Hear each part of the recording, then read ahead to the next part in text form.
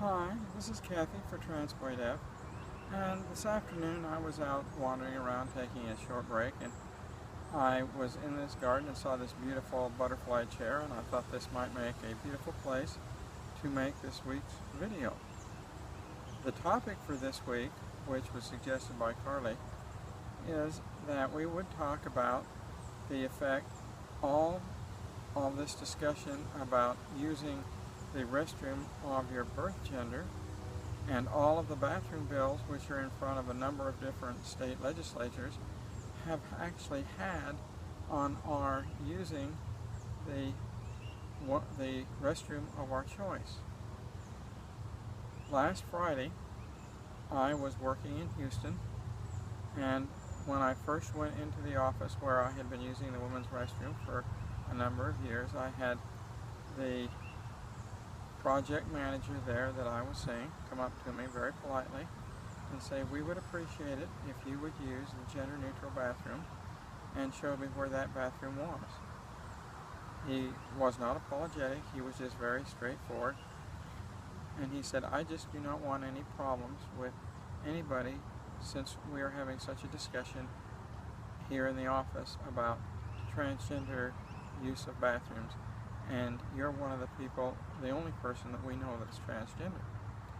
So obviously I had been the topic of their discussion there, and he had come to a resolution which they felt was acceptable to them and which would be acceptable to me. So I followed their desires and used the gender-neutral bathroom while I was there doing the work that I had to do for them. This past week I was watching some YouTube videos, and I ran across a YouTube video by a transgender man who said that he would never ever be a man, cis man, he would always be a transgendered man. And I think that's very true about me as a transgender woman. No matter how much I look like a woman, act like a woman, I want to be a woman, people will always view me as a transgender woman. And I think that is what is at the very heart of this problem. The other thing that I've noticed concerning all the bathroom bills and the use of transgendered restrooms is that when I travel in the last month, I have been a lot more hesitant to use the women's restroom. In a lot of places where there's nothing else for me to do, I have gone and used the women's restroom, but I will have to say that this heightened awareness of transgender people using the restroom of their desired gender rather than using the restroom of the birth gender has greatly affected me as a trans woman and how I approach restrooms.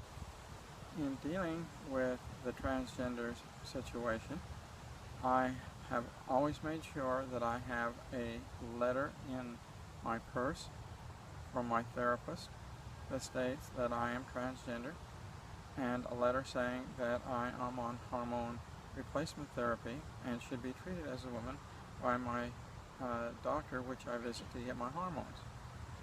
However, I'm not sure how much weight that would really carry in a real tight situation where someone called the police on me. I'm not sure what they would do.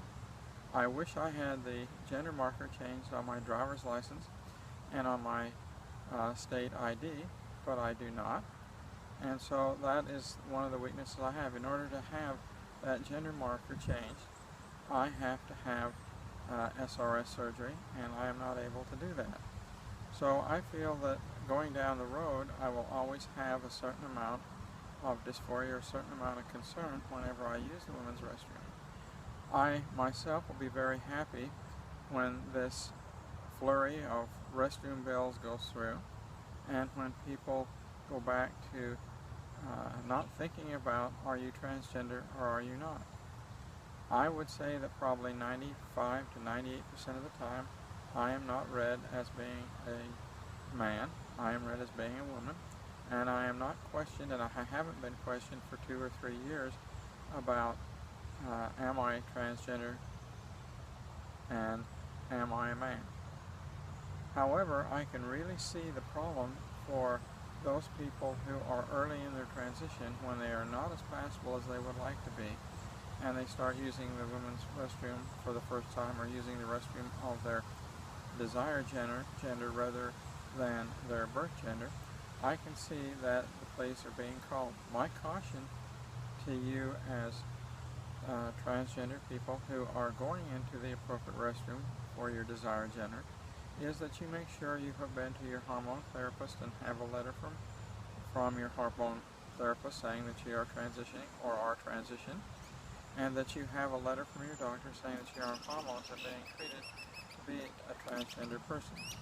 I think that would probably get you out of any legal problems that you have. But I don't know anybody here in the Houston area who has tried that I have talked to, or has had any problems. There is just a certain number of times, like last Friday, when I was asked to use the general neutral bathroom.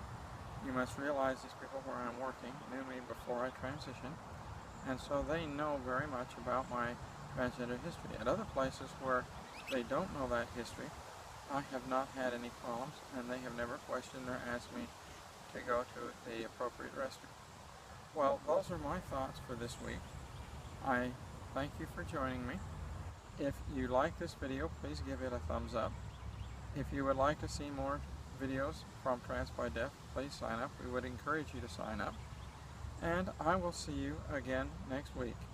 You have a good afternoon. Bye.